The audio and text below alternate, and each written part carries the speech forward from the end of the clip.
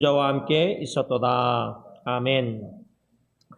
이번 주 월요일 시야를 타코마 지역에서 장의사에서 입간 예배 드리고 장지에서 하간 예배 드린 후에 조문객들이 유족 외에 한 5분밖에 한 6분밖에 못 왔더라고요. 그래서 그 중에 한 분 목사님은 부목사님은 기도하고 가시고 나머지 분들은 그래도 유족들과 함께 그 식당에 가서 식사를 하면서 제가 앉은 자리가 권사님 한 2분, 한 분은 91살, 한 분은 89세신데 그 89세 되신 권사님하고 좀 진솔하게 마음을 터놓고 정직하게 나눴는데 그 권사님이 마음을 정직하게 투명하게 나누다가 자신의 친할머님을 얘기하시면서 눈물을 글썽인 걸 제가 엿봤습니다.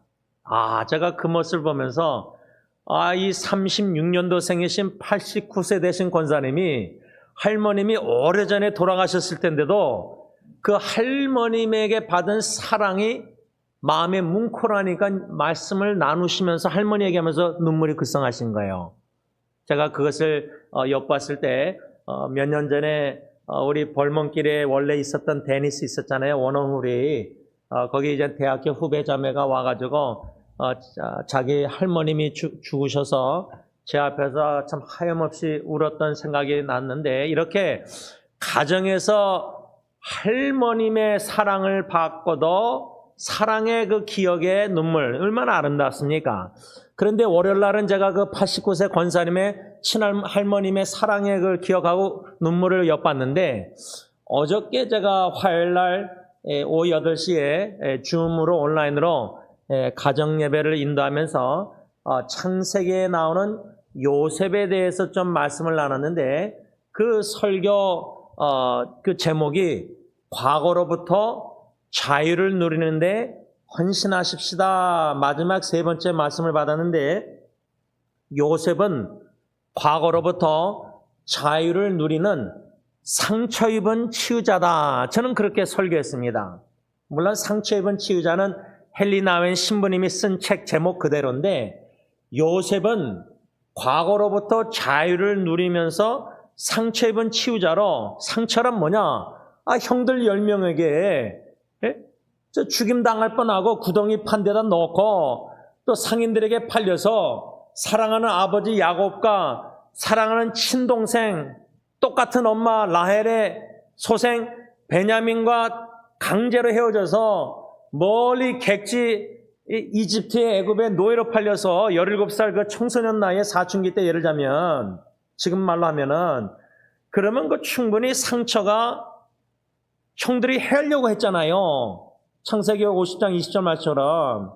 그러면 과거에 형들에게 입은 상처로 분노나 아픔이나 원한이나 쓰라림이나 과거에 머물러 있을 수 있잖아요. 지금 많은 가정들 부부관계뿐만 아니라 갈등하고 싸우고 다툼하면 옛날 얘기 또 나오고 이게 다 왜 그래요? 다 과거에 상처를 입었기 때문에 부인들이 남편에게 옛날 얘기 또 끄집어내서 쏟아내는 거고 예를 들자면 부모와 자녀 관계에서도 참 사랑하는 제일 어릴 때 태어난 아기가 여러분들의 손주들이 태어났을 때 제일 시그니피컨트 제일 친밀한 중요한 사람이 누구예요? 부모예요.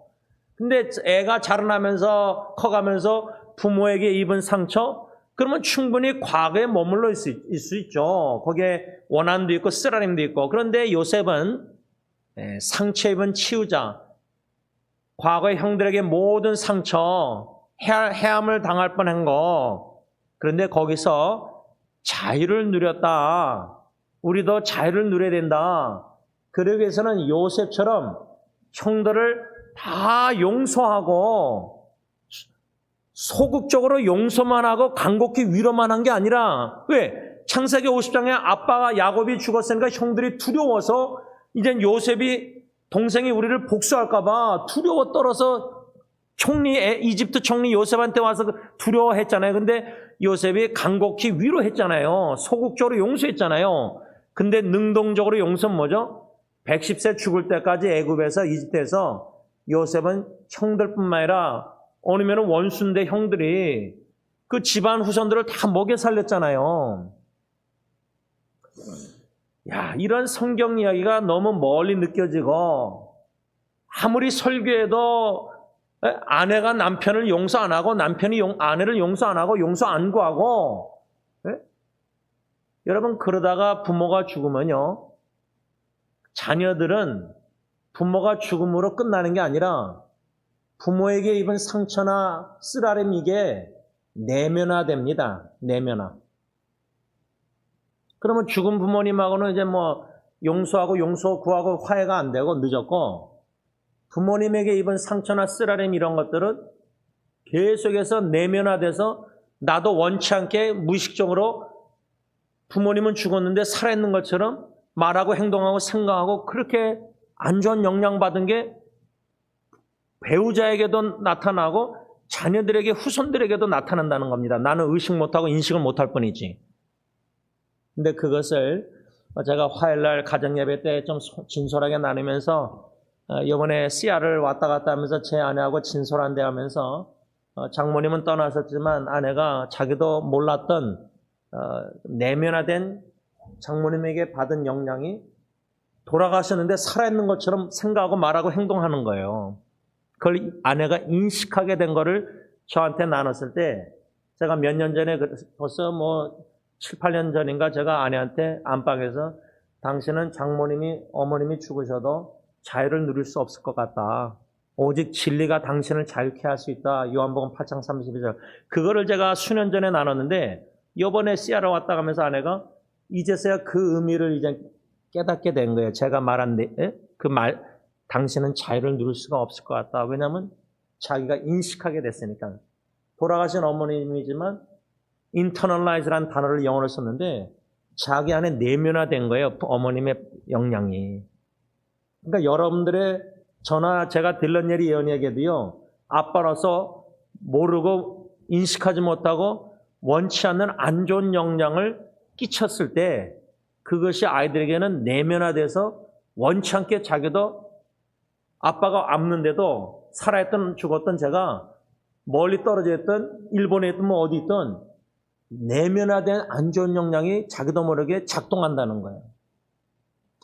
제가 이 요셉을 그래서 묵상하고 설교하면서 우리가 과거에서부터 자유를 누려야 됩니다. 요셉처럼. 그 비결이 뭡니까?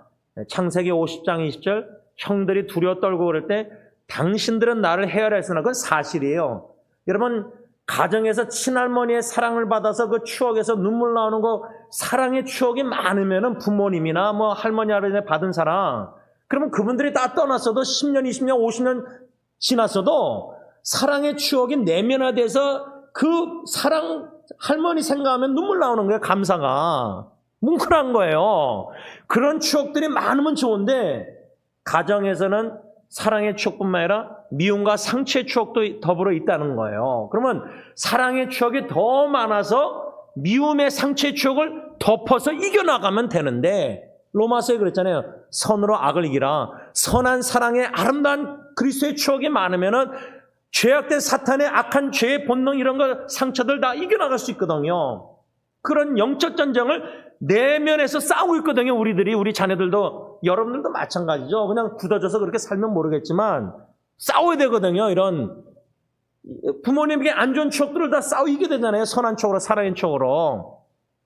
근데 제가 어저께 설교 내용에 빼먹은 게 하나가 있는데요.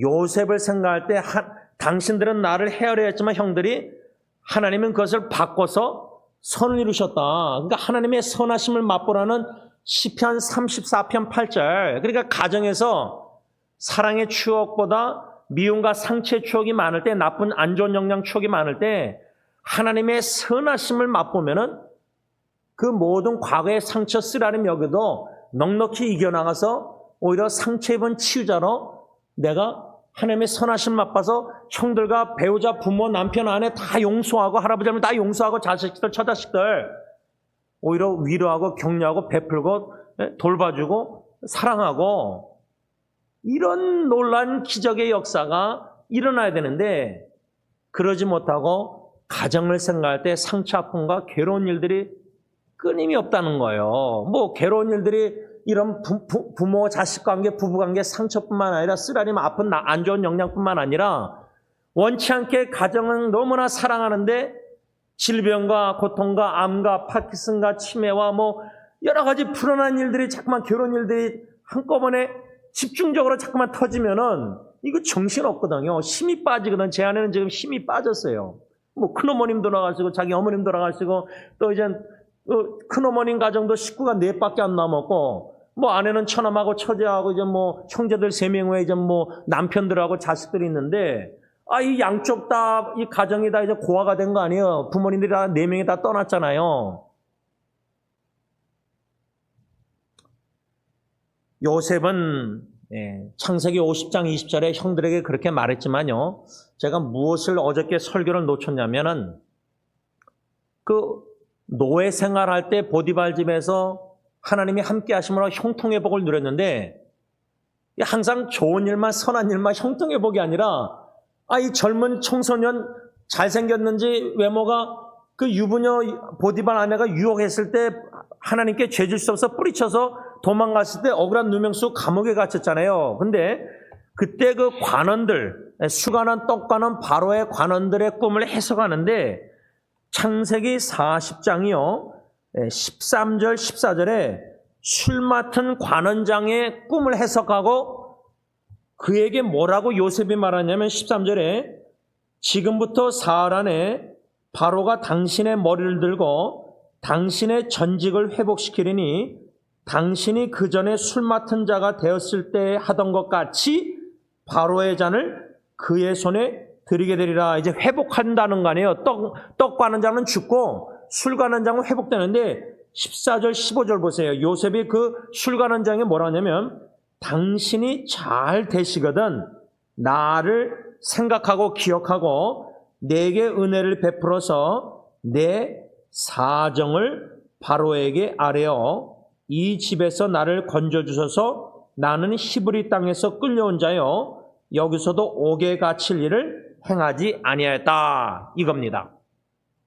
요 요셉이 요 술 가는 장에게 14절 15절 얘기한 거 요 두 구절은 설교를 제가 한 적이 거의 없어요. 언급은 했어도 이 말씀 중심으로 설교를 한 적이 제가 없는데 그만큼 이 두 구절이 그렇게 저에게는 중요시 여기지 않았었어요. 그래서 제가 어저께 설교 시간에도 가정 예배 때도 놓쳤어요. 근데 오늘 설교 이사야 53장 본문 7절에 보면 이사야 선자가 메시아 기름 부음 받은 자 그리스도 예수님에 대해서 뭐라고 예언했냐면 7절에 그가 곤욕을 당하여 괴로울 때에도 그의 입을 열지 아니하였으며 마치 도수장으로 끌려가는 어린 양과 털 깎는 자 앞에서 잠잠한 양같이 그의 입을 열지 아니했다. 제가 실제로 몽골 선교를 서영계 김경 목사님하고 그 친구분들하고 몇 번 가면서 한 번은 양고기를 대접받았는데 그 몽골인 두 남자가 그 뭐 잔디 초원이잖아요. 이렇게 건물들이 뭐 수련회 건물 장소가 있고 또 이렇게 동그랗게 그런 집 있잖아요. 몽골 그 유목민들 거하는 초소. 근데 그 초원에서 잔디밭에서 두 청년이 몽골인이 양을 끌고 와요. 제가 그걸 다 봤어요. 멀리서 끌고 오는 것까지 보고 건물 옆에서 이제 잡는 거를 제가 건물 거기에 턱걸이 이렇게 앉아가지고 지대는 데도 없이 여기 이런 데 앉아가지고 그 두 명이 잡는 걸 다 목격하고 사진도 누가 저를 찍었는데 한 명은 양의 팔다리를 이렇게 잡아요. 손 두 개로 양의 앞에 이거 다리 둘 잡고 다른 두 다리는 자기 발 무릎을 이렇게 눌렀는지 그러면은 나머지 한 몽골인이 그럼 무슨 칼 같아요? 면도칼인지 무슨 칼인지 아주 예리한 칼로 이게 이렇게 눌려있는 그 양을 심장을 째요. 그 다 째잖아요. 이 정도 심장 짠 다음에 그 짠 대로 이 몽골인 청년이 자기 손을 집어누르더라고요. 제가 좀 미안해요. 죄송해요. 다 나눠서 구체적으로. 그리고 심장을 꽉 눌러요. 그러면은 그 여러분들 개가 막 이렇게 하면은 뭐 짤 때 얼마나 아프겠어요. 동물도 그렇죠? 마취하잖아요. 동물을 그 병원에 데리고 가면.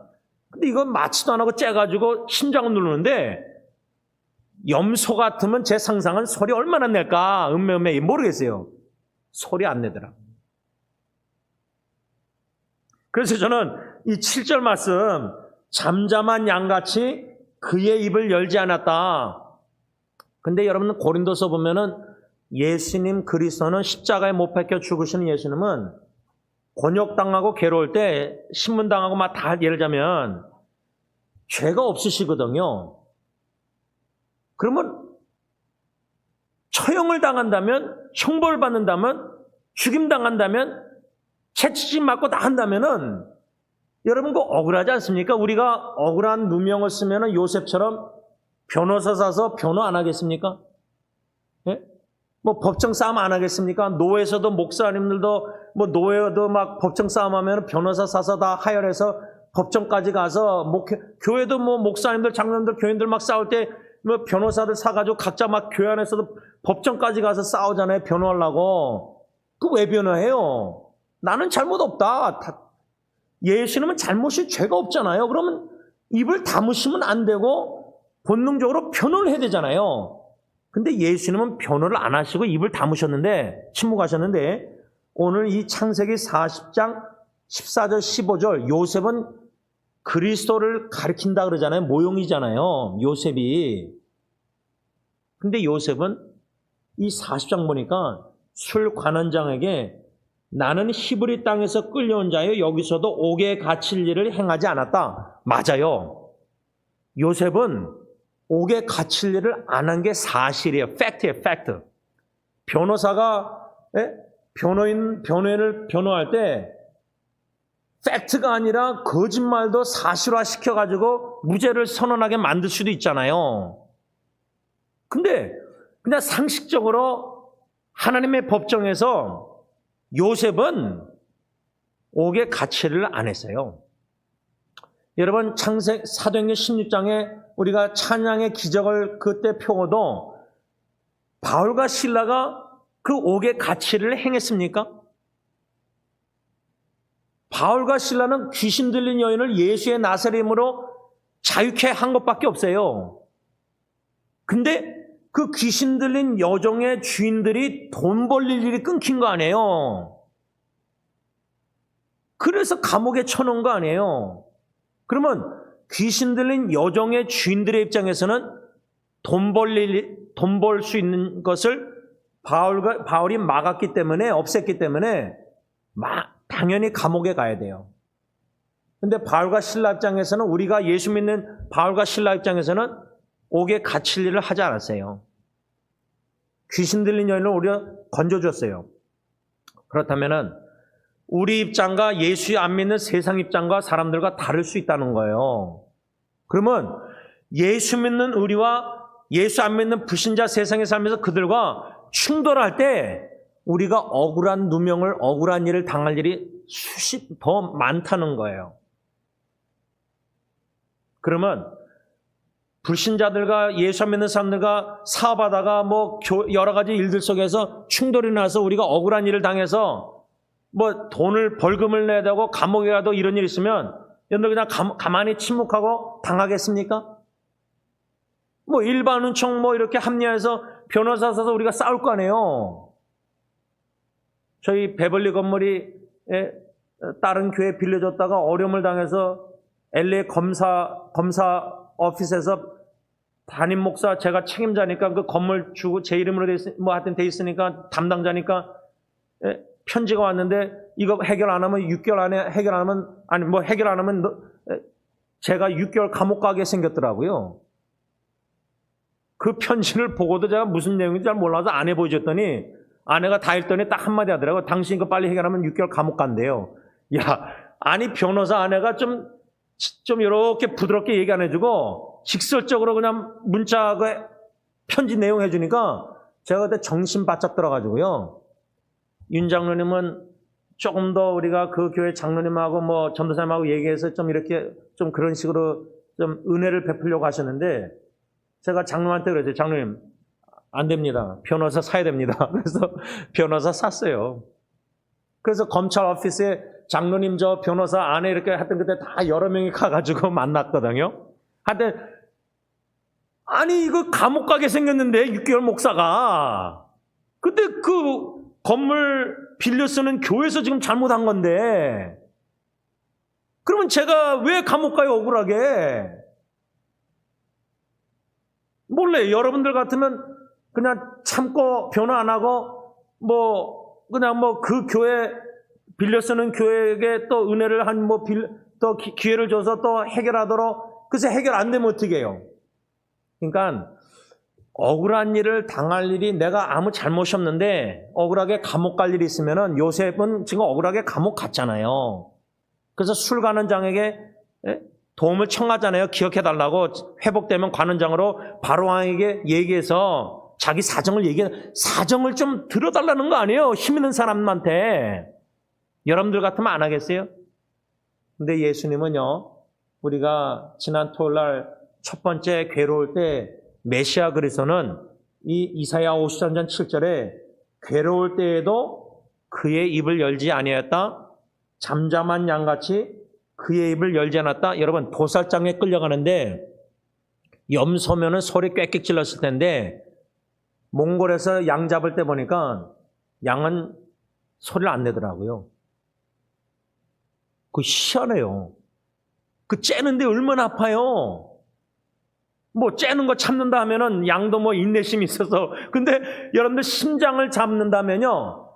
제가 첫 짝이 죽었을 때 숨 막혀 죽을 줄 알았다 그랬잖아요. 여러분 여러분 심장마비로 지금 제 아내 지금 장모님 갑자기 죽었지만 제 아내하고 달리기 하는 분도 아버지가 나이 많은 분이 걷다가 심장마비로 그냥 죽었대요.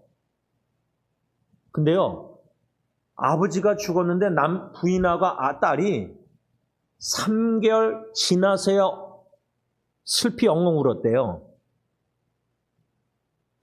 그 여러분들 이해되십니까? 아니 죽었으면 그때 막 시신 보고 막 울고 막 엉엉 이럴 텐데 저희 어머님은 지금 장모님 들어가서 얼마나 우셨고 지금도 우시는가 본데 제 아내 친구는 3개월. 그러니까 제 아내도 지금 울지 못하고 있거든요. 그러니까 괴로운 일 있을 때 이게 엉엉 울어서라도 소리를 내잖아요. 아픈 마음을 토해내야 되잖아요. 하나님 앞이든 남편 앞이든 누가 앞이든 간에 혼자 울든. 근데 양은 잠잠한 양같이 메시아 그리스도는 입을 열지 않았다. 아무 소리를 내지 않았다. 이게 상상이. 여러분 제가 중학교 때 이민 와가지고 LA 한남체인 근처 거기 살았는데 올림픽길에 벌목길에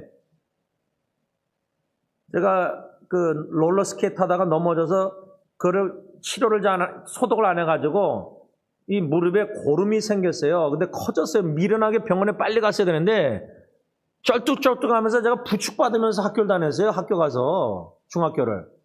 근데 도저히 못 참아서 제가 웨스턴하고 올림픽 주유소 옆에 병원에 갔는데 2층에 이 의사가 보더니 이거 마취도 아마 이거 다리 절단할 겁을 주면서 이거 마취도 못한다 그러면서 그냥 째버렸어요. 째가지고 그 무릎을 막 눌렀어요. 짜는데 그때 막 제가 소리 내고 의사 욕하고 그랬거든요.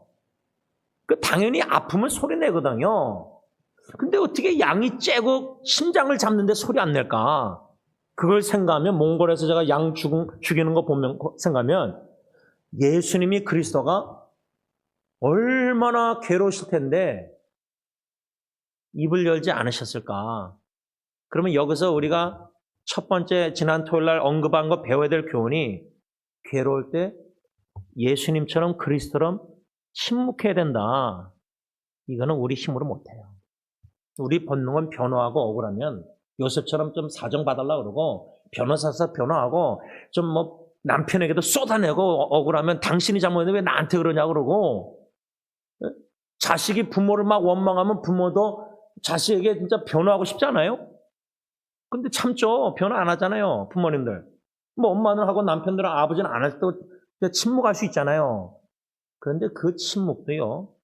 하나님 앞에서는 쏟아내지 않습니까? 우리가 다. 저는 이 침묵에 대해서 묵상할 때에 헨리 나웬이요 기도의 삶이라는 책에서 이렇게 말했는데 한국말로 번역된 거 코테이션합니다. 나는 저주의 말이나 내가 쓸모없다든지 모자란다든지 하는 말을 듣기가 너무 두려워 다시 입을 열어 계속 말하고 싶은 유혹에 금방 넘어간다. 두려움을 이겨보기 위해서이다. 야, 이 헬리나한 신부님의 이 솔직한 자아성찰 반영하면서 고백. 여러분, 우리가 진짜 두렵고 불안하고 걱정되잖아요. 처자식들 예를 들자면 다 사랑하는 식구들, 부모님이나 예를 들자면 그 불안하고 걱정되면요.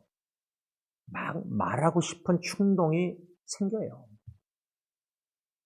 그거 침묵 못해요. 근데 헬리나은이 여기서 두려움을 이겨보려고 말하고 싶은 유혹, 다시 입을 열어 계속 말하고 싶은 유혹. 그래서 여러분들 대화하다 보면요. 아무 말 안 하던 분들이 진짜 말이 없다. 제가 서영교에서 새가정부 사역할 때 경상도 형제인데 우리 집에 부인하고 왔는데 부인은 자꾸만 불평이 남편이 말이 없다는 거예요. 근데 제가 그 남편 형제를 1대1로 만나봤거든요.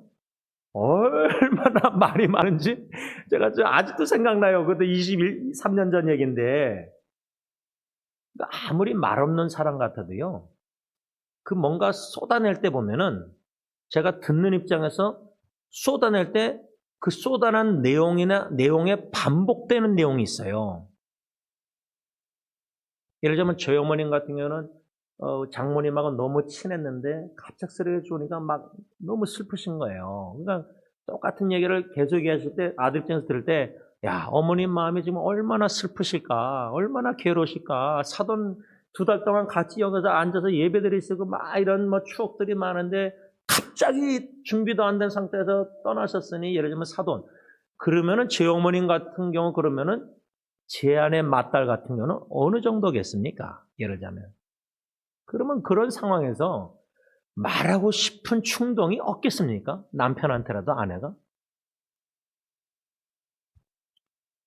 이 헨리 나웬이 입을 열어 계속 말하고 싶어하는 이 본능을 우리가 솔직하게 인정할 때요. 이 인간의 본능을 어떻게 그리스도 예수님은 메시아는 잠잠한 양같이 입을 열지 않고 그 본능을 이겨나갈 수 있었을까? 다시 말하면 우리에게 정의하면요. 우리가 어떻게 괴로울 때 메시아 그리스도처럼 잠잠한 양같이 마음이 찢겨지는 괴로움이 있다 할지라도 심장을 숨막힐 정도로 너무나 마음이 아팠을 때 첫짝에 죽을 때 숨 막혀서 죽는 줄 알았다 그랬잖아요. 소리도 못 냈다 그랬잖아요. 어떻게 괴로울 때 그런 고통이 있는데 침묵할 수 있을까? 저는 그 비결을 대답을 이사야 40장 15절에서 찾게 되어서 계속 묵상하고 있는데 성경에 뭐라고 썼냐면 잠잠하고 신뢰하여야 힘을 얻을 것이오늘 이겁니다. 너무나 괴로울 때 한 사람에게라도 다 쏟아내고 싶고 쏟아내야 된다 저는 생각해요. 그러나 아무리 사랑하는 한 사람 아내에게도 다 쏟아내도요. 내 영혼이 위로받기를 거절할 정도로의 괴로울 때가 있어요. 그거를 성경적으로 말하면 시편 기자가 My soul refused to be comforted 라고 성경구절 영어로 NIV에 써 있는데 한국말로 제가 그냥 번역하면은 시편 기자는 내 영혼이 위로받기를 거부합니다. 그 말은 뭐냐면 어느 사람도 자기를 영혼을 위로할 수 없다는 거예요. 그 정도로 괴로울 때가 있어요. 그 괴로움은 오직 주님만이 위로할 수 있어요. 어느 인간도 위로할 수가 없어요. 그거를 자기가 안다면요. 어느 누구한테 가서 하소연 안 해요. 하고 싶지도 않아요. 1점도 하고 싶은 마음도 안 들어요. 여러분들 그 정도로 괴로울 때가 있으셨을 거 아니에요. 한 번은 저처럼 그렇죠? 어느 누구에게도 가고 싶은 마음이 없어요. 그냥 혼자 있고 싶어요. 홀로. 하나님과 독대하고 싶은 거예요. 여러분, 욥이 42장 1장부터 42장 보면요. 뭐 친구들 뭐 이렇게 다 하지만은 진짜 마지막 욥기서 하반부에 가면은 하나님하고 얘기하거든. 하나님의 말씀이 나오거든. 하나님하고. 여러분, 야곱이 에서 형이 온다고 하니까 압복강에 다 사랑하는 처자식 종들, 동물들 다 앞서보내고 그 천사와 씨름하잖아요. 그런 성경 이야기들이 여러분들 어떻게 다가오는지 모르는데 저는 그런 말씀들 욥이나 뭐 압복강, 야곱 이런 얘기들 보면은 어쩔 때는 그곳을 성소로 삼고 진짜 주의 영원한 사랑이 나의 생명보다 낫다는 시편 63편 3절 말처럼 뭐 다윗도 뭐 아들 압살롬에게 쫓겨나서 도망다니고 죽임당할까 유다 광야에서 그 시편 63을 쓴 건데 그게 자기만의 홀로 공간에서 성소로 삼고 하나님만 찾고 하나님과 인재 가운데서 하나님만이 내 괴로운 영혼을 위로할 수 있습니다. 그냥 하나님과 씨름하는 거예요. 야곱이 천사를 놓지 않고 unless you bless me, 당신이 나를 축복하기 전까지는 놓지 않겠다는 그 심정, 지푸라기 잡는 심정이요. 너무나 괴로우면요. 남편, 뭐 부인 누구 잡지 않고요. 진짜 주님만 붙잡을 수밖에 없는 거예요. 그 주님을 잠잠히 하고 잠잠히 신뢰하는 게 신뢰할 때 힘을 얻는다는. 그러니까 무슨 말이냐면 내 괴로운 마음을 내 사랑하는 남편 안에 누구한테 뭐 쏟아내가지고 위로받는 수도 있어요. 주님의 성령의 위로로 도구로 서로가 쓰임받아서 위로할 수 있어요. 그러나 결론을 맺으면서 진짜 어떤 괴로움은요.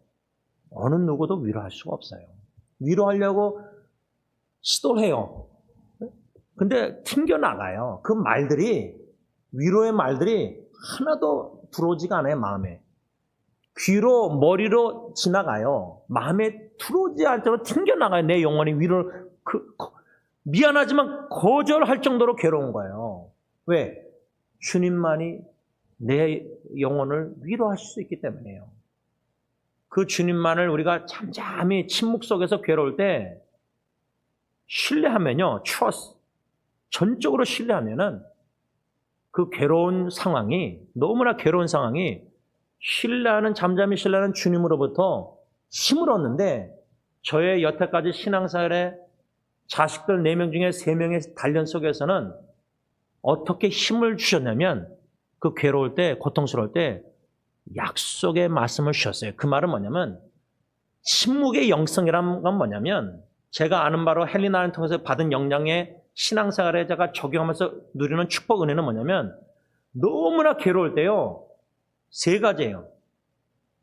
조용한 장소에 혼자서 조용한 시간을 내서 주님 앞에서 잠잠히 조용한 마음으로 하나님께 신뢰하는 마음으로 다 토해내고 쏟아낼 때 하나님이 주시는 말씀의 힘, 침묵 속에서 주시는 힘은 뭐냐면 잠잠히 조용히 주님의 음성을 말씀 성령님께서 생각나게 하신다는 거예요. 그래서 제가 시편 63편 3절 첫째 아기 죽었을 때 예리 때는 베드로전서 5장 10절 이런 말씀들을 평생 잊지 못하는 이유가 너무나 괴롭고 아프고 힘들고 눈물 나고 고통스러울 때 주님께서 잠잠히 저에게 다가와서 주시는 그 약속의 말씀으로 힘을 얻게 하셔서 그 말씀이 나를 지탱하고 그 말씀이 나를 넘어질 때마다 쓰러질 때마다 오뜨기처럼 다시 소송하고 영혼을 일으켜주시고 위로해주시고 격려해 심으셔서 오늘까지 오게 하셨다는 겁니다. 그런 축복이 여러분들에게도 있기를 바랍니다. 기도하겠습니다. 사랑해 주님, 너무나 괴로울 때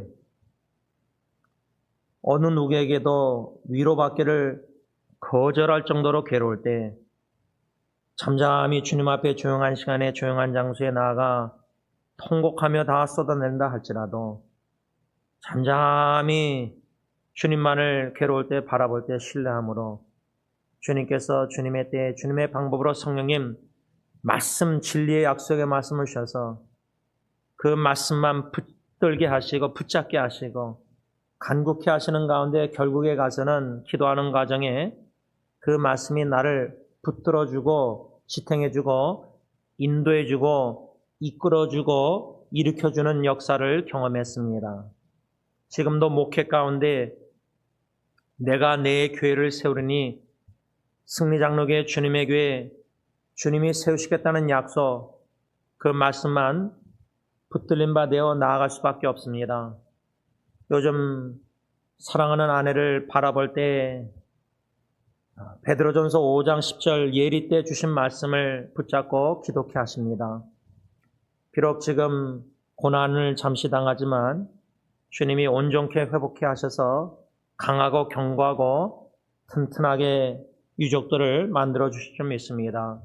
사랑하는 승리교회 식구들, 배우자의 질병이나 자녀들의 질병이나 손주들의 질병이나 여러 가지 가정의 어려운 점들도 너무나 괴로울 때 잠잠히 주님을 신뢰하며 간구하고 부르짖고 또 주님 앞에서 잠잠히 침묵할 때 성경 말씀을 읽고 묵상할 때 주시는 약속의 말씀으로 힘을 얻어서 그 말씀을 성취해 나가시는 진실한 신실한 회복의 구원의 사랑의 하나님의 그 큰 사랑을 깊고 넓게 크게 경험함으로 말미암아 주의 인자하심이 나의 생명보다 나므로 우리 입술이 주님의 높고 위대하심을 하간 예배 때뿐만 아니라 영원히 주님 앞에 호흡이 닿는 그날까지 찬양케 하옵소서.